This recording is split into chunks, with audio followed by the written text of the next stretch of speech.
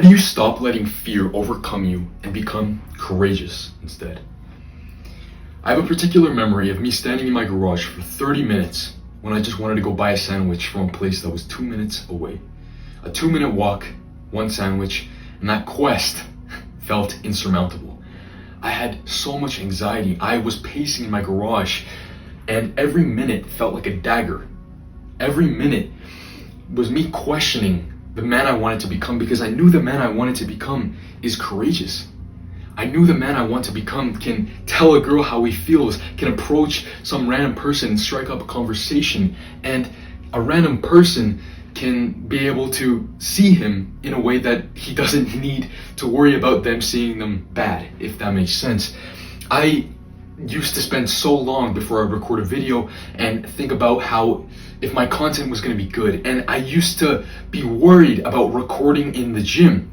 And my secret is, to all of these things, I can just tell anybody how I feel anytime I want. I can go and strike up a conversation to some random guy. I can record a video like this randomly, and I can record in the gym. And the truth is, I'm actually still a little bit afraid to do this, just a little bit. But with experience, I become less and less afraid, because you are afraid of the unknown. You don't know what is going to happen, and that is where the anxiety comes in. Now, I want you to understand that courage is not the absence of fear. Courage is doing what you know is right, bypassing that fear when you still have the fear. So even after 30 minutes, it took me a long time because I was also much younger. I was 14 years old, and I actually walked to the little store that had the little sandwich, and I went and bought the little sandwich. I stumbled over my words, whatever. Now I can say the story and I can captivate your attention. Now, I made mistakes. I was so self-concerned, and I was worried about making the mistakes. But the truth is, the more mistakes you make, the less unknown there is. And the more known you have, the less you will be afraid. So if you want to decrease your fear, just make sure you do the things, because with experience, it becomes less fearful. Now, what about the things that you're afraid of regardless, and it takes courage to do? Like, let's say you want to record in the gym. It's not that weird. I want you to understand this. If you are chasing your goals and you're afraid of how other people will look, the people who are successful are the people who made the deal of knowing that who they are becoming is more important than how they look like today. That is most important for you to understand. So make an impact on the world. If people are noticing you, that means you are doing the right thing, because you cannot be successful without other people noticing you. You must make sure that you are doing what you know it takes to be successful. Now, I'm going to tell you how to actually be courageous. Really, the actual steps, not only helping you with this paradigm shift and changing your beliefs about fear and courage, but I'm actually going to give you actionable steps. First of all, why? Why are you fearful? Why do you lack courage? Why can you not bypass this level of fear and do what you know is right?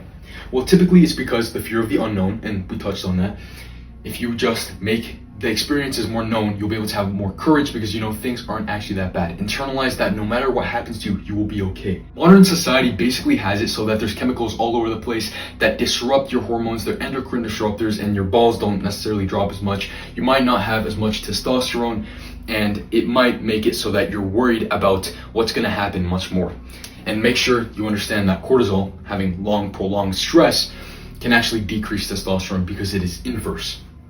The other thing is your father figure. If you did not have a consistent father figure who was there, who was strong, that could teach you how to be courageous through his example, then you wouldn't really have an example consistently to live up to. You wouldn't be able to know how to navigate the things in your life. But the truth is, you can always change, because as you are growing up, you can make sure you can become the man that you want to become, the man that you are called to be. So how do you actually exercise courage? Well, like I said, courage is not the absence of fear. It is overcoming it and doing what you know you should do.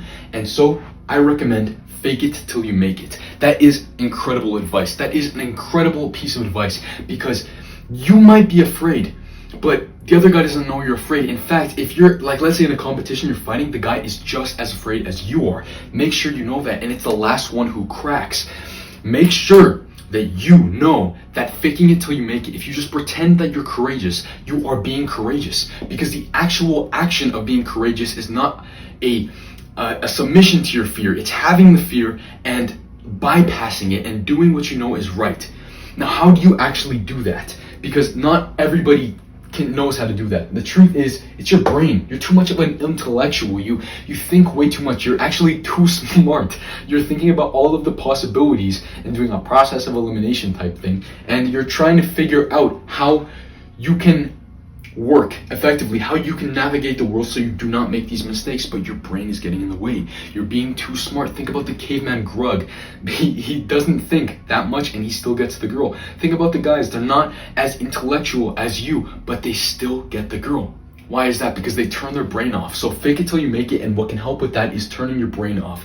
If you bypass your brain and you kind of dumb yourself down just a little bit, then you get out of the way of your subconscious mind, and your subconscious mind will be able to direct you in the way that is most effective. Remember, high testosterone caveman Grug doesn't think about how he can talk to the girl. The moment you think about how you're going to do something is typically the moment that you're going to mess up, especially when you're talking to a girl. High testosterone caveman Grug doesn't think. He simply just goes and says, "Hey, you look cool," or "Hey, I like how you look," or "Hey," and don't be like autistic the way you say it, but like he just says the first thing that comes to mind. It's like, "Hey, I think you had a very beautiful smile. I think you have a very beautiful smile." Say anything like that. And also, especially when it comes to these videos, do you think I would be able to script every single word on these videos? No, I cannot do that. Of course, like it would be way too hard. I would have to like look at my script. I'd have to like read really, really closely, always have to look at it, and I would have to cut way more than I do right now.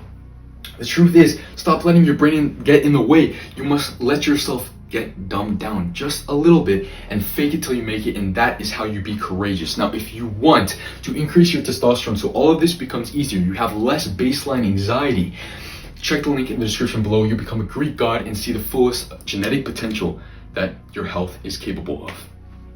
Like the video.